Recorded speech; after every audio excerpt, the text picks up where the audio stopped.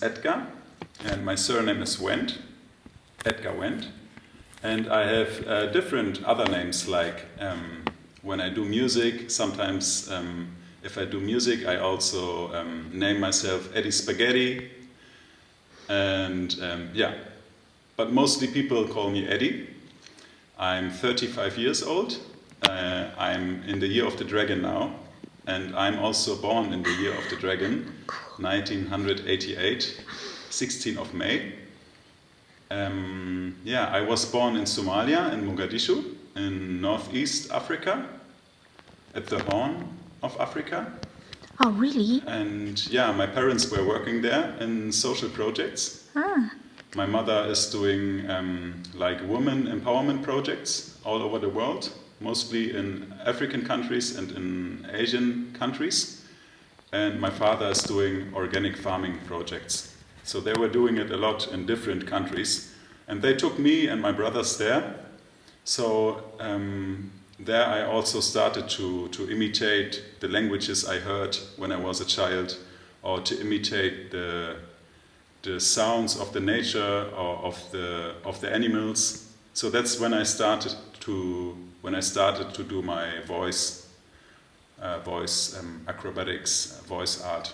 So when I was younger, I had an old friend. He was an old grandfather. So all my grandfathers and grandmothers, they died before I was born. And we had this artist, he was coming to our house many times, sleeping at our house many times. He was yeah, not poor, but he doesn't had so much money in this time. So he was hanging out in our garden and he was singing a lot. Whoa, this deep kind of singing. And I was listening to it a lot of times and tried to do it when I was small, but it was not functioning. So I was trying this high one in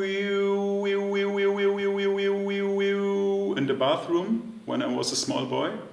And then later, when my voice changed, when I was 12 or 13, then the first time, wow, the deep sound came in.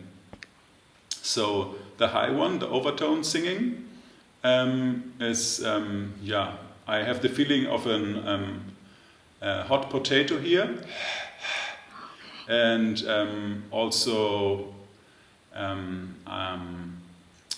I try to feel or try to imitate the sheep, like meh, meh. So I always have the connection to the nature, because from the farm and all the connection to the nature, I always try to connect also with my sounds to the sounds of the nature. So I did the sheep with my brothers, meh, and then somehow I took up my tongue. So then the overtones are getting stronger.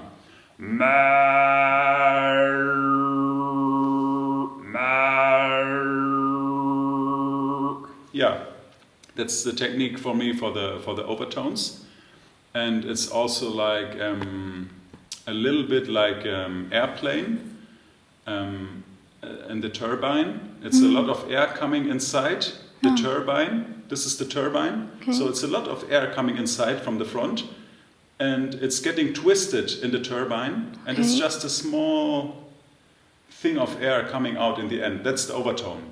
Like it's a lot of air coming out, going in this turbine here, twisting around in my mouth, and then some clear overtones are coming out. That's the picture I got when I teach overtone singing, and also when I do it. And the deep one is the deep tone, or like the dark crow is called as well here.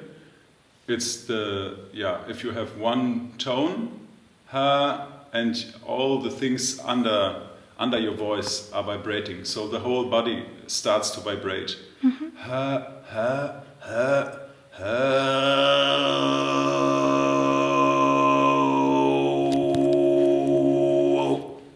Yeah, and I'm doing this because it makes me happy, and also it relaxes all my body and all my mind. It's like a meditation. So I did this for many years when I was traveling, when I was working with DJs. I worked a lot with DJs since I'm 15, 16 years old, everywhere, on festivals, in Berlin, in big clubs. And I did it because it made me happy and made other people happy and relaxed. So for me it's like a daily meditation I do since many years. And I first heard about that it's typical for Mongolia from my professor I had here at the University of Hildesheim. He told me that it's Kharhira Okumei from Mongolia. So then I really started to get deeper in this. And I also had a teacher, Naram Batur, from Hanover, who was giving me 1.5 years of masterclass in this technique. Yeah, so I heard this old man singing in my garden with the deep crow singing, like, hey whoa, whoa, whoa. So he was not so strong because he was really old. So I used this for, that gave me the first idea that there is something else like the normal European singing or singing normal traditional songs. Just to go inside of yourself, open up the connection between you and maybe also the nature or the universe, and just to let it flow. And then, mostly the most things I do, they just come out of my meditational style of singing.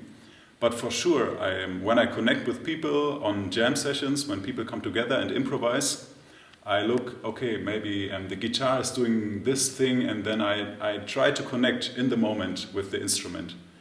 And also when I'm doing performances with DJs, I started when I was 14, 15 already. So we have been out on festivals where the ecstatic dance is going on, people are looking at each other, having fun. So I was looking at the people, and from this visual thing, from the visual input, I was producing sounds. And then I was looking at the people, maybe they like this sounds, or how was the reaction from my sounds to the people? So this was like a circle. I take the movements from the people, putting it in my sounds, looking what is coming out of my body, and this was like a circle of art or of vibrating together. Yeah. So And it's like you creating while you performance, and you can get the reaction from the audience and the environment. Then you create again. Like okay. yeah. So for me, it's like a ritual. Every time I do music, it's like a ritual for me. So for sure, I also play the clarinet, and I had 10 years of also reading classical notations and stuff like this. But when I want to stay in the moment and make a ritual with people, I don't use notes. I just use my ears and my body to resonate with the room or yeah. Cool. So let's talk about beatbox. So today, most people I know, they watch a lot of YouTube videos or Instagram or TikTok to learn beatboxing. But when I was small, there was no internet and for sure no YouTube and no social media and no apps and no smartphones. So learning beatbox was something, it was like a game. You saw something, you were listening to something, and you tried to react on this or to do the same sound. So when I was really small, like 2 or 3 years old, my first beatbox sound was this. And then my father told me, hey, let's call the horses to come to us. So it was a mix of showing sounds from my family, or they showed me sounds, and also from trying out sounds, or try to mirror other things or other sounds. For example, the airplane.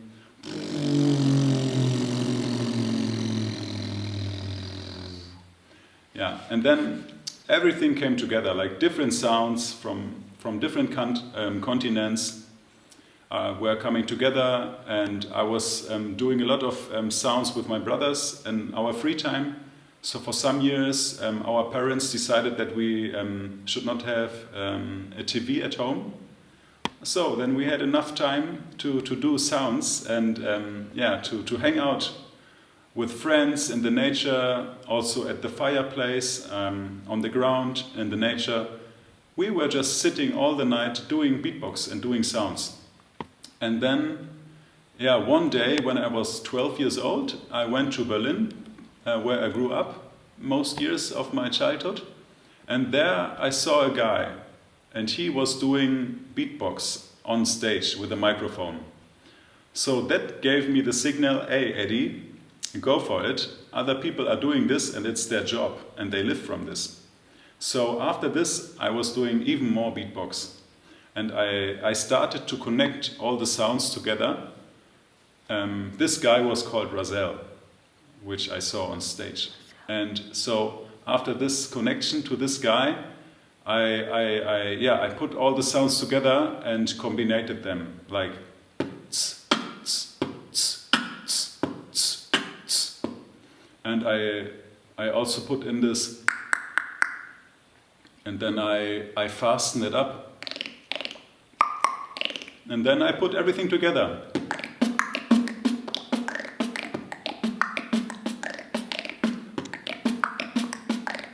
And then I thought, oh, maybe I also need a melody inside this.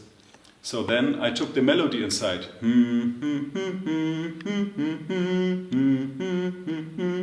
And I was doing here the beatbox, and the melody was inside of my body. So it was something like this.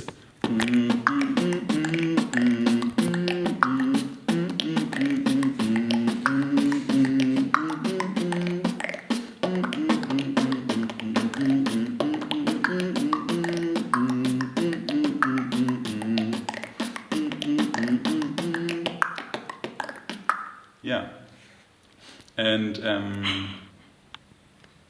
then I was doing this for many years, and I was working with different theater projects together in my youth, and then I had the first contact with a microphone.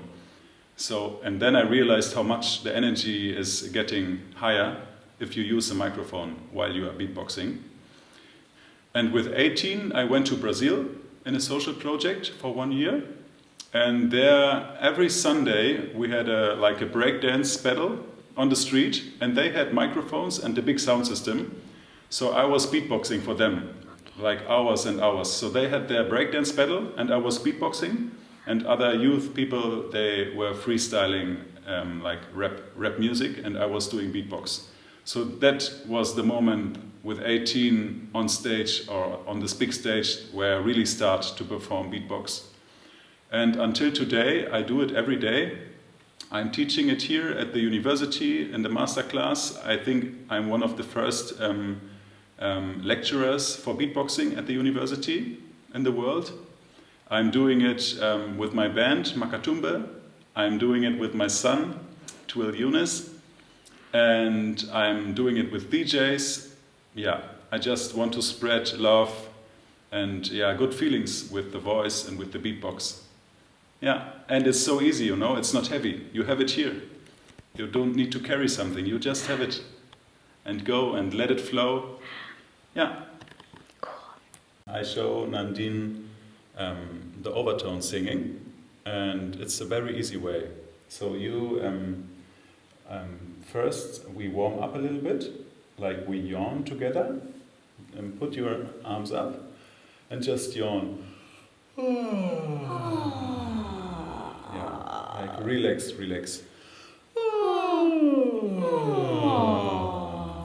Yeah, and now the rain is coming here, and yeah, you really enjoy this tickling. Perfect. And then you take your right ring finger, tipping here, under the nose, under your mouth, and in the center here, over your breast, and like this. Yeah, so now we are connected, and we are here in this room together with our concentration. So now you have the feeling that you are on the countryside, to visualize, and you are a sheep doing meh, Meh, meh, meh, meh. meh. Yeah, and it's like it's not you don't try to make a nice sound. It also can be ugly, like Okay. meh. But I have a question. The sheep in Inner Mongolia, they sound like meh, Ah no, here in Germany it's like meh. meh, meh. Yeah, and you try to take this one tone. Meh. Meh, Yeah, perfect. Meh. meh. Yeah, cool, cool. So it's straight, it's going from here to the other side of the room. Meh. I'll try. Meh. Yeah. And now you take up your tongue. And your tongue is really lazy. It's really big. It's here like. Yeah. And you speak L, L, L, L, L. So the air, this is your tongue, this is your tongue. It's really lazy and big, and the air is coming here from the back. So you have this feeling of a sheep, and you speak the R, and then it's already starting. You just play around.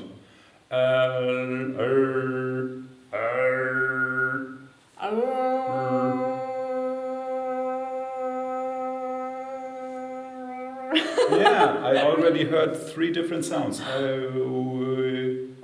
So mostly you can't hear it. So also it's a training also for your ears to listen to yourself. Okay. So maybe you also can do like this, then you hear yourself better. And try to play around also with the size of your lips, like how much you open your mouth. because if you close it, then you need less air.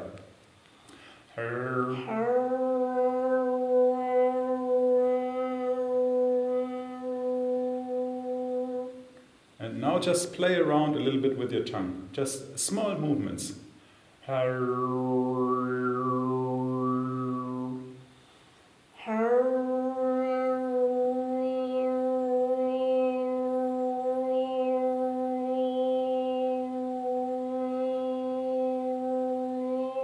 Yeah, I heard like oh, already 3 overtones. Oh, really? Great. Yay! Maybe one more time. Just yeah, focus in the moment. Do this one strong tone like ha ha ha. It's like the feeling here is a lot of pressure. Yeah. Ha. Ha. That's cool. Ha ha ha ha. And then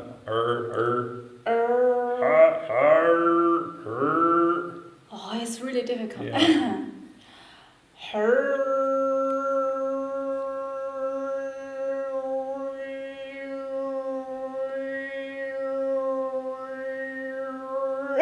Wow! Woohoo! Really?